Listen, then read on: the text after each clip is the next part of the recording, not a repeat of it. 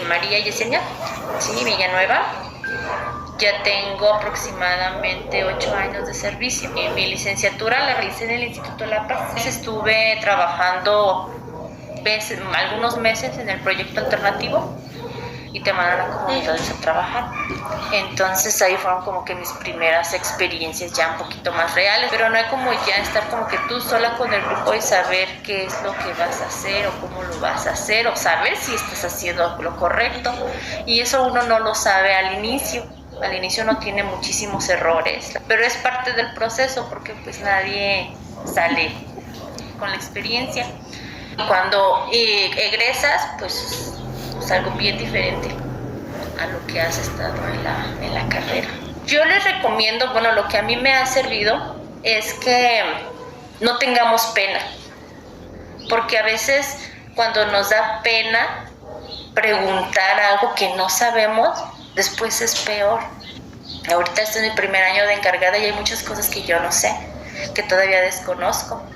Y aún así estoy preguntando, a veces le pregunto a mi compañera, a compañeras de ciclos anteriores, a mi supervisora, y solamente así he podido lograr sacar el trabajo, pues hasta ahorita, pues como que bien, y si me equivoco, pues lo corrijo y lo vuelvo a hacer.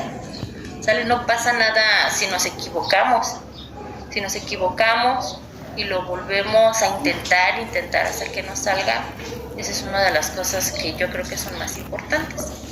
Otra de las cosas que también recomiendo es que uno tenga como que esa apertura a escuchar, porque creemos en algún momento que lo que nosotros estamos haciendo está bien. Y es bueno, ¿no?, tener seguridad en uno mismo, pero es bueno escuchar a los demás, qué opinan de algunas cosas, y que todo lo que nos digan tomarlo como un argumento positivo, ¿no?, que nos puede ayudar. Aquí lo bueno es escuchar y tomar opiniones, y el trabajo se mejora. Hasta ahorita yo sí estoy contenta con mi trabajo, disfruto mi trabajo, no me pesa mi trabajo. Si estás a gusto y feliz con lo que estás estudiando, pues no vas a tener problema. De forma muy general, que preguntemos, aprendamos a escuchar y que tengamos esa apertura para todas las críticas, tanto buenas como malas. Hay que tomar lo mejor de ellas. La situación ahorita con lo de la pandemia, entonces yo sí estuve batallando bastante, porque el único medio que existía era el WhatsApp. Sí fue difícil, pero lo que tuve que hacer era mandar mi plan de trabajo no para los niños, para que lo trabajaran los papás con los niños. Entonces me tuve que regresar como que a cosas muy puntuales, hacer el nombre, colorear esta página, jugar dominó, para que pudieran ellos como que entender qué era lo que queríamos hacer, y de lo poco o mucho que me podían mandar, pues de ahí sacar mis evaluaciones, saber más o menos qué aprendían, más o menos qué era lo que tenían de avances.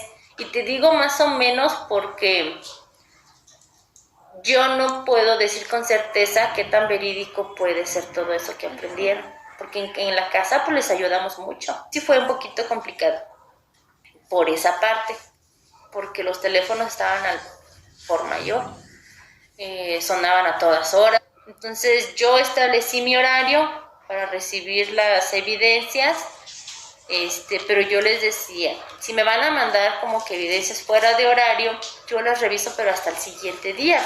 Yo siempre he tratado de ser muy empática con los papás, y como que eso me ha aperturado a que ellos tengan comunicación conmigo, a que se dirijan a mí, pues el respeto y el apoyo, ¿no? Yo tengo bastante apoyo con mi grupo. Entonces, cuando regresamos a clases presenciales, nos dieron una guía, la guía del regreso seguro. Los lunes vienen 11 y los martes vienen otros 11. Jueves igual se repiten los miércoles 2 del lunes y el jueves los del martes. Entramos a las 9, pero hacemos los filtros un minutito antes, todavía tratamos de hacer los filtros, tomar la temperatura, el gel, y no tenemos receso y salimos 11:30. Al principio sí tuvimos esa dificultad en lo del uso del cubrebocas porque no se los querían dejar. Regresamos el 30 de agosto.